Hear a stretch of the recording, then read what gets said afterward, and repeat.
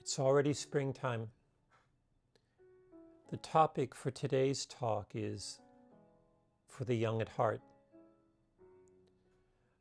The reason for this is I'm so very often saddened to notice how many people, they're only in their 50s or their 40s, even younger, 30s and 20s, and yet their souls are wrinkled. They're very old, prematurely so, and sadly so. One of my motivations for talking today and last time and my next talk is that I hope to help restore to those who are prematurely old a youthful vigor and a youthful spirit. Thank you for joining me once again. This is the second talk in the TMU Wildfire Lecture Series. I had begun writing a draft in mid-February, but on the 28th of February, because of the significance of that date in Taiwan, I discarded the original draft and began again. Many Taiwanese sacrificed themselves for Taiwan during the period known as the February 28th incident, as well as the subsequent 4 decades of white terror. They proved that no matter how great the hardship, how great the horror, the world can be made better if people, brave people, persevere, heedless of the dangers. By comparison to what they endured, our problems are trivial, because we live in a country made possible by their sacrifices. At the very least, we owe them a good faith effort to reform the corner of Taiwan that we inhabit. Although most specific details addressed here concern TMU and its future, it is one of my hopes that you might also see these issues as relevant to Taiwan more generally. Some people were troubled by my first talk. No doubt this is in part a reflection of my personal inadequacies. I would never deny that. But it also indicates a disinclination to confront real problems. I should emphasize, however, it is not my intent to curse the darkness. My intent, my aspiration, is to light candles that are necessary both to see problems clearly and to reveal the path toward a better future. I noticed that in TMU's ongoing search for a new president, an age limit of 65 is imposed. This age limit is not imposed by the Ministry of Education, nor by the central government. It's an ad hoc choice made by TMU's management team. My appeal is similar to the management team in one respect. I emphasize youthfulness. The difference is that my appeal is not to the date printed on your ID, but to the young at heart. Youth is a state of mind, a willingness to face the future, the ability to imagine new possibilities, an embrace of criticism and reform, and the rejection of timidity. A deliberate choice not to be fearful, but instead to be courageous. Youth is the refusal to discard ideals. This talk, indeed all of my talks, are an appeal to the young of heart at any age. The reason is that now is the time for change. If we miss this opportunity, we jeopardize our future. And to change successfully we need the young at heart. The first question for tonight, of immediate relevance to TMU at this inflection point, is: does it matter that only a small circle of people, among whom only one or two are highly influential, does it matter that these people make all the major decisions? What could possibly go wrong? Consider this. More than 1 year ago, Russia invaded Ukraine. It seems that Putin and a small group of his associates believed the invasion would succeed within a few weeks, and that all of Ukraine would fall under Russian control. Putin hoped that before the summer of 2022, the war would be over. But now it's April of 2023, and the war has not ended, nor are there any indications that it will end soon. What happened? Arrogance. When one or a few individuals who are chosen for ideological correctness are allowed to make major decisions on their own, lacking consultation, and with no test in reality, this is how they behave. Not only do they commit shameless acts, they also commit blunder, followed by rationalization, followed by further blunder. The danger of allowing one or a small group of specially chosen persons to choose and act on their own without sufficient oversight or consultation is that they tend to be guided by narrow self-interest. And narrow self-interest inclines people not to believe what is true. Instead, it creates a combustible mixture of ignorance and power. The results of this mixture are inevitably catastrophic. TMU is a private university, albeit an atypical private university in the ways that I explained in my first talk. But it is important to keep in mind that TMU does differ from public universities in one very important way. If we make foolish mistakes, the taxpayers will not save us.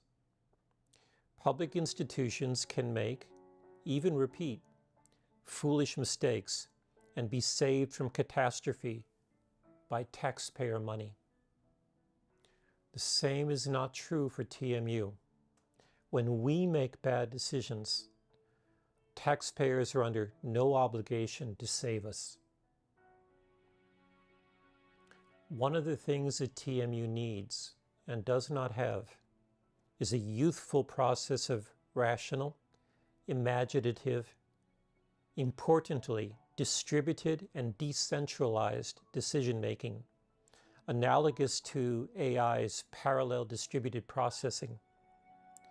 This can help protect us against the pernicious influence of narrow self-interest.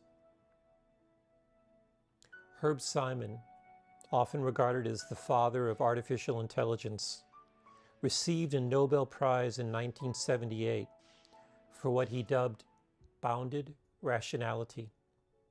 The essence of bounded rationality is the decision maker has egregiously incomplete and inaccurate knowledge about the consequences of actions. Note that here, Simon is talking about optimal decision making. The point is that even when decisions are optimal, they are confounded by incomplete, inaccurate knowledge. Accordingly, the consequences of our projections about the future can be wildly off target.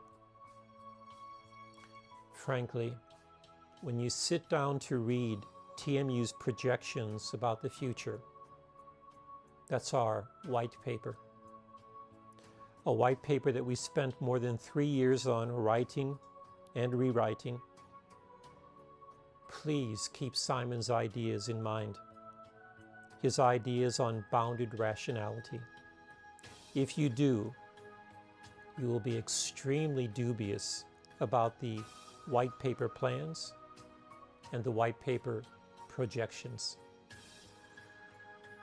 So what's the alternative? The implication is clear. Far more than public institutions, TMU needs to call upon collective wisdom, the wisdom of the group. What is collective wisdom? There is a way to model it as a probability distribution, and there are other more recent models in current AI. Simplifying though, at its most basic level, what this means is that whoever leads TMU into the future needs her or his ears far more than their mouth. Listening, deeply listening, matters more than talking. And listen to whom? Obviously, you prioritize the people with relevant expertise. These people, those with the relevant expertise, are not necessarily to be found among TMU's current professors, clinicians, or administrators. For many positions, such as matters pertaining to academia-industry collaboration, other commercial ventures, ethical breaches, and hospital management, even more, it'll be necessary to recruit from outside, while scrupulously avoiding people who have special ties to the members of our management team. After finding people with the proper expertise, we need to pay special attention to those who tell us what we don't want to hear, to those who disagree with us. The equation is a conjunction: expertise plus disagreement. We can learn nothing from people who talk without knowledge. And it is equally true, indeed it's true by definition, that we are not learning when we talk only to people who agree with us. This is the foundation of any moral community. But it is yet more complicated than this. To listen to those with relevant expertise and with whom you disagree remains inadequate. A key reason for this is that experts are often wrong. Einstein stubbornly believed the universe was static. Later in life, he referred to this as his biggest blunder. And Herb Simon, even he, despite being the father of AI, made predictions that were notoriously wrong. In 1965, he wrote, "Machines will be capable within 20 years of doing any work that a man can do." He was wrong in 1985, and even with ChatGPT, he is still wrong in 2023. To make this worry more relevant to a medical university, recall that links between lung cancer and cigarette smoking were discovered as early as the 1920s, one full century ago. But nearly 40 years passed before, in 1964, the U.S. Department of Health and Human Services issued a definitive report linking cigarettes to lung cancer. Why did it take so long? Academia-industry collaboration. In other words, conflict of interest research, whereby the tobacco industry was funding research in a way that biased results. Even worse, for many years, even after 1964, medical science experts continued to testify in court on behalf of and to defend the tobacco industry. So not only do you need experts who disagree with you, you need experts who come from different backgrounds, who see what you cannot see.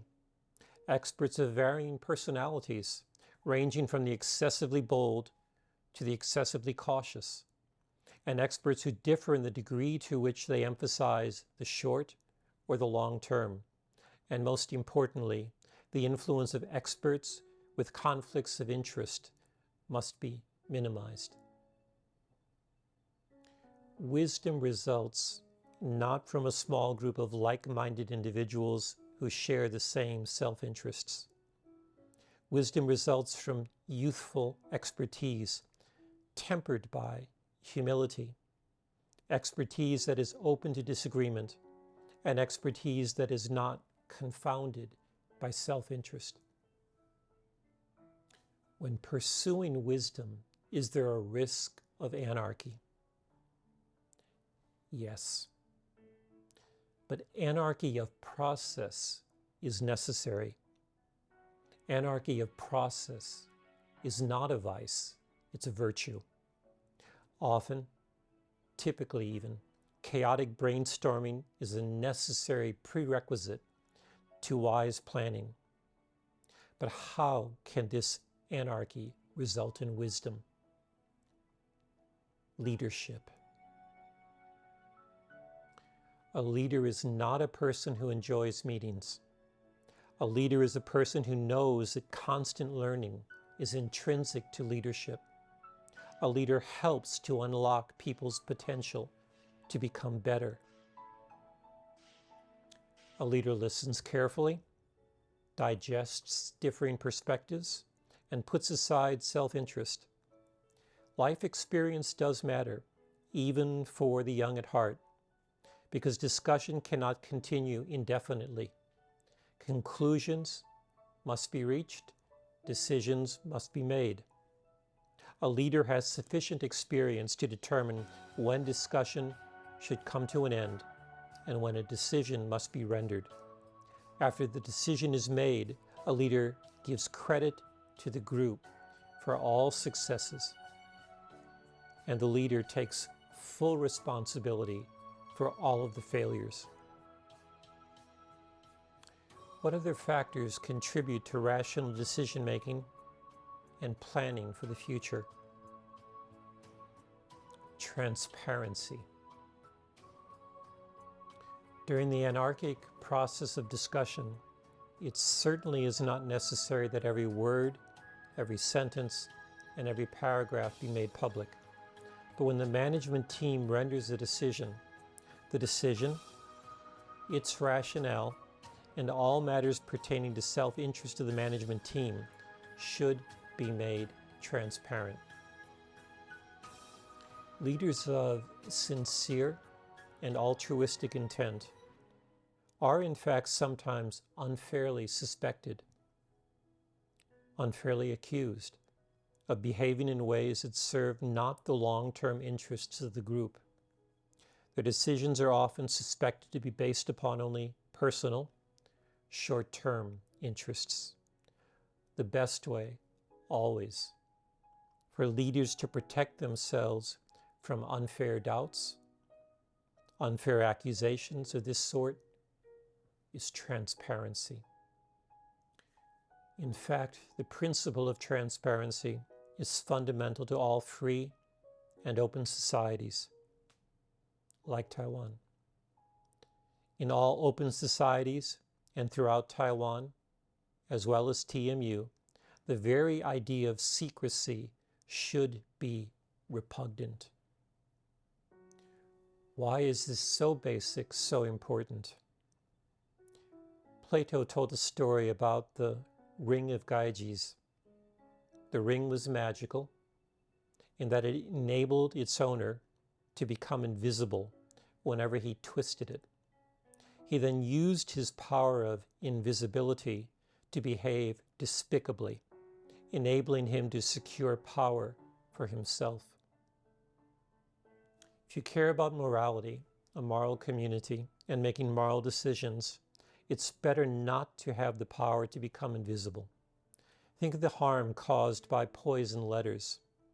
And think about social media of 2023, the harm that is caused every day by people who can be anonymous. And anonymity is just another way of being invisible.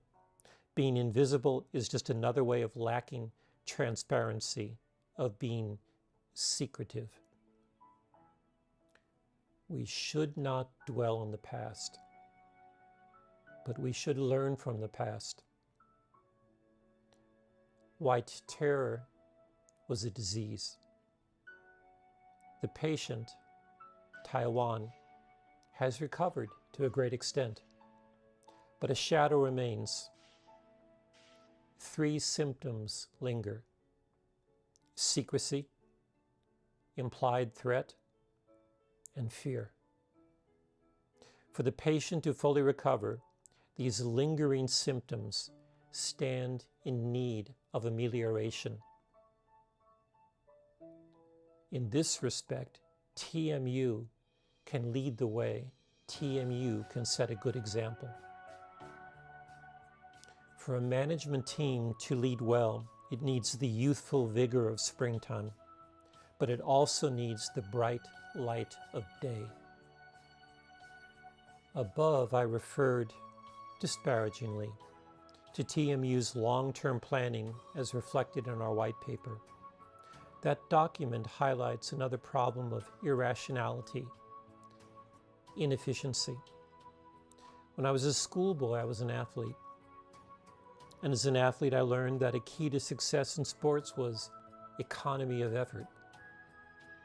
But our white paper was written and rewritten too many times over several years, typically without any evidence that revised versions were improvements over the original versions.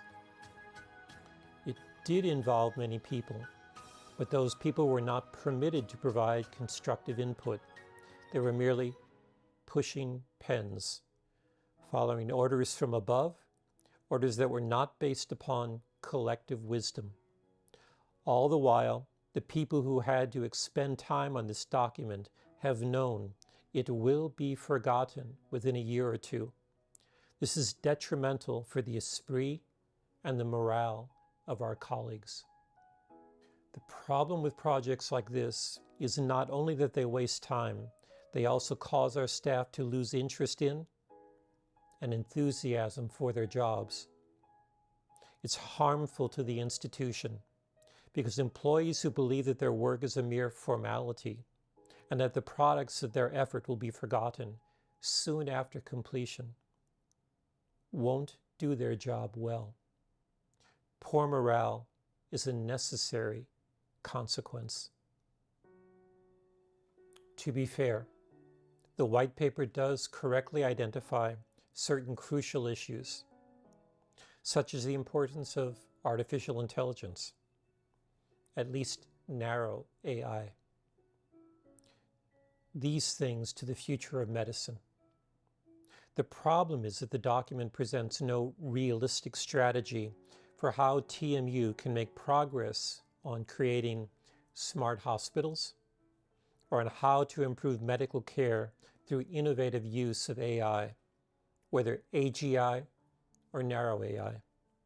The white paper does contain projections, but those projections are similar to projections about the stock market made by media personalities. What matters are not the projections presented in the white paper. What matters is the identification of realistic goals and the delineation of specific strategies for achievement of those goals. After years of inefficient work on that document, we have neither. Not only is there a failure to identify clear and realistic goals, there is as well no assessment as to how many persons, with what types of expertise, will need to be recruited and retained in order for us to make progress on integrating AI with medicine. Of even greater importance, we have no strategy for collecting sufficient data of good quality that can be employed in the training of networks that would result in clinically useful products. One of the oldest concerns in methodology is succinctly expressed by the phrase, garbage in, garbage out. No matter how good the algorithm, it is worthless without good data.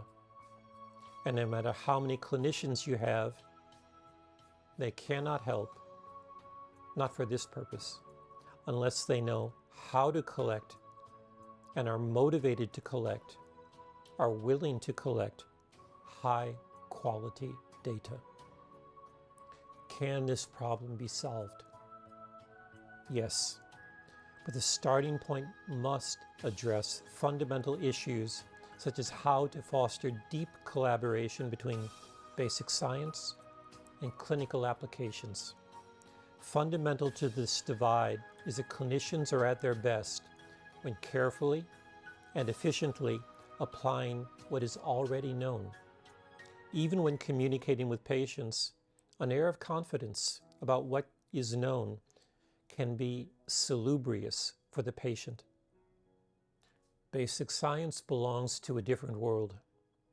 Science doesn't inhabit the world of what is already known. Instead, science should always be standing at the farthest edge of what is known, trying, as though in the dark, to feel forward for what can be hoped. Every judgment in science courts error. Youthful imagination in science is constantly being tested. Many who start out on the path of becoming scientists abandon it. A common reason is not that they are not good at science and not that they can't find jobs. A common reason is that they're tired of feeling stupid. They struggle too much to deal with the world of science, which is one of constant, chronic uncertainty. The clinician's natural home is one of confidence and clarity about knowledge applications. The scientist's natural home is one of hesitation, uncertainty, and self-doubt as she or he enters previously unexplored territory. Unless we cultivate an environment in which these two can work together, in collegiality, medical science will stagnate. The balance between basic science and medical practice can be struck when the confident competence of clinical application is conjoined with the creative imagination of science, both sides sharing an idealistic pursuit of truth. I keep talking about how to face the future, but of course, recall Herb Simon's mistakes, and as historians constantly remind us, predictions are notoriously difficult to make. No matter how rational we strive to be, there are severe limits on our ability to predict outcomes.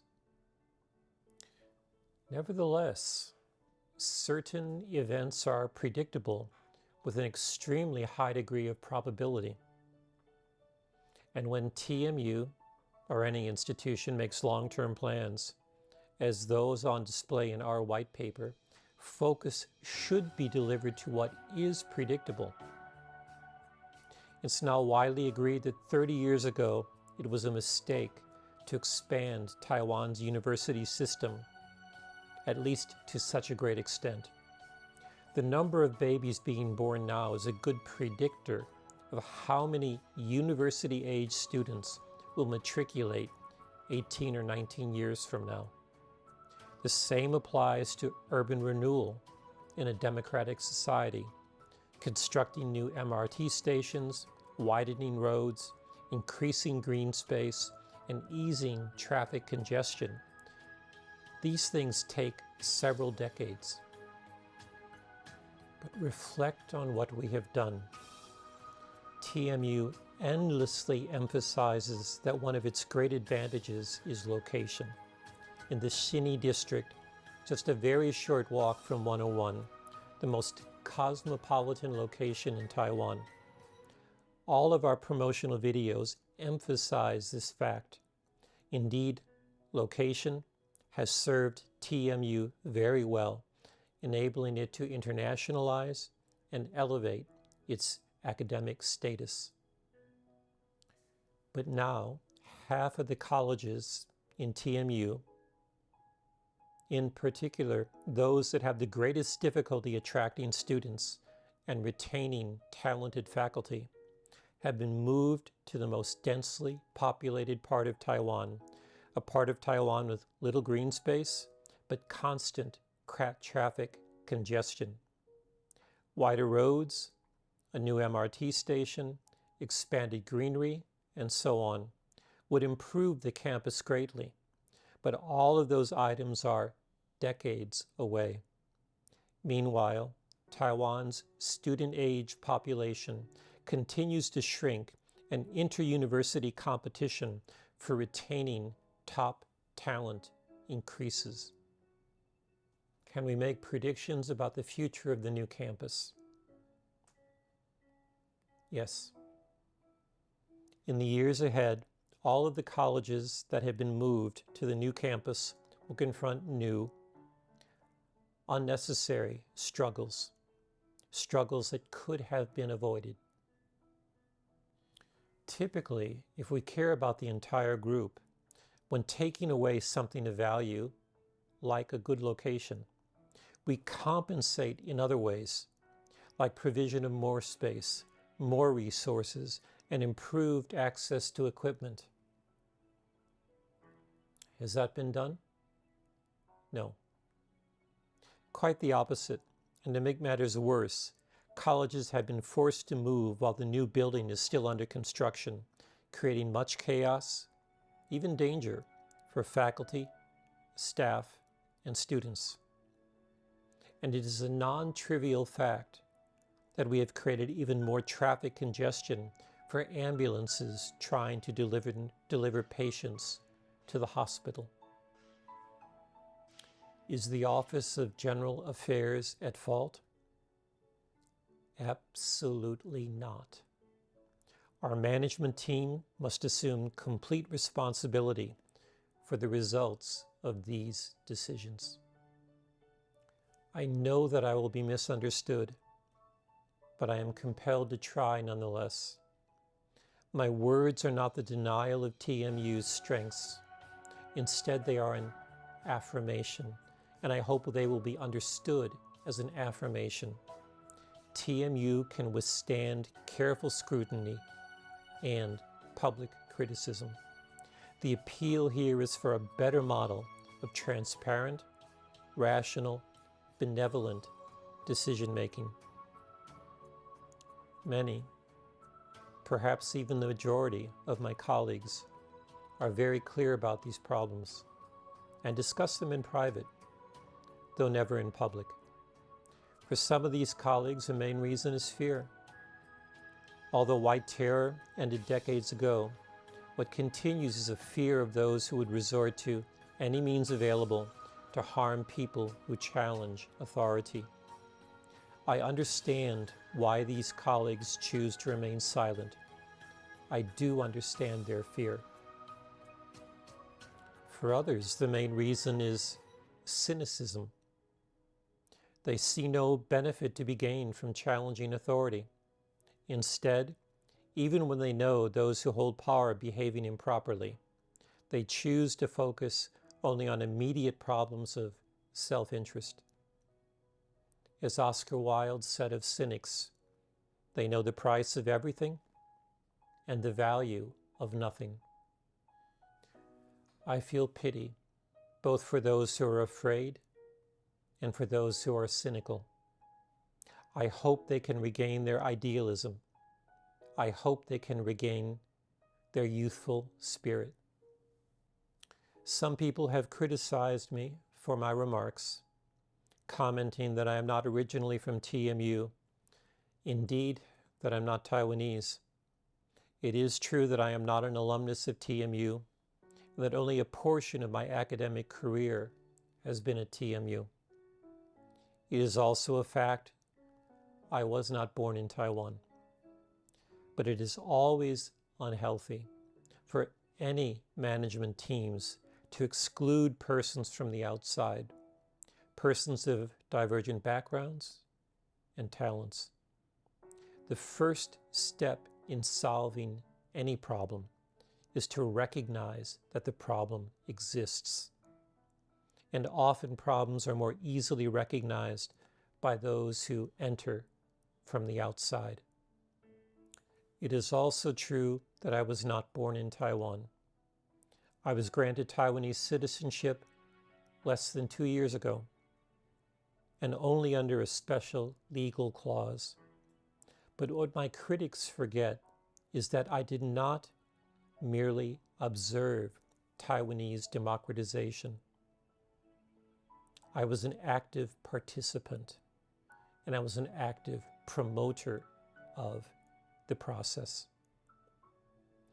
For that, more than the legal reason, always with humility, I should be able to claim the right to say, I am a Taiwanese, not a new Taiwanese, just an everyday, ordinary, simple Taiwanese.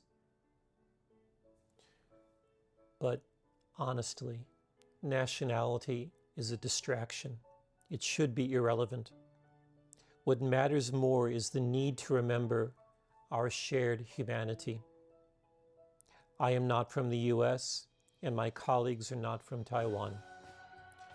We are all from East Africa. Our ancestry is the same as that of extant apes. What makes this especially important here is that we are not just the descendants of any ape ancestor. We are the descendants of naughty, disobedient, restless, imaginative apes. Apes who are able to adapt to a changing environment. The youthful apes. This is the important issue. The environment is constantly changing. Hence, the problems we confront are constantly changing too. Those who adhere too closely to traditions or habits of a small group, or who are afraid to risk the disapproval, the censure of that small group, create an old, ossified, inflexible structure that cannot adapt to the rapidly changing world. Like our ape ancestors, we need those who are restless, creative, disobedient, and most of all, brave. Timidity is a virus far more dangerous than COVID. The courage to risk the censure of one's colleagues is essential to creating an innovative, adaptive Taiwan, an innovative, adaptive TMU. The censure of one's colleagues can cause loneliness, but Taiwan is filled with people who have demonstrated their courage. So I believe that in the years ahead, the innovative and the courageous will find solace, succor, and the warmth of friendship from an ever-growing number of people who share their ideals. In my next talk, I will present a list of specific recommendations for TMU's future. But for tonight, I wish to address only one final issue. Some among my colleagues whom I care for deeply, emphasize to me that all they wish for is a stable and peaceful life, nothing more. Although I have never had the experience of such a life, that has not been my fate. I do understand their desires, and I respect them deeply. In life, we hope for clothing, food, and shelter for ourselves and our families. These are essential to survival. Of course, we also hope for things that do not contribute directly to survival. Art, friendship, and love. These are the things that make survival meaningful, the things that give it value. In my appeal to the young at heart, the candle I am trying to light is that another thing that makes survival meaningful is youthfulness. As a state of mind, a willingness to face the future that is filled with unavoidable change, a passion to cling to your ideals, the rejection of fear, and the decision to be courageous. Join us. Be among the young at heart. I'll return again soon. For now, good night, my friends. And please keep in mind that together we can achieve great things.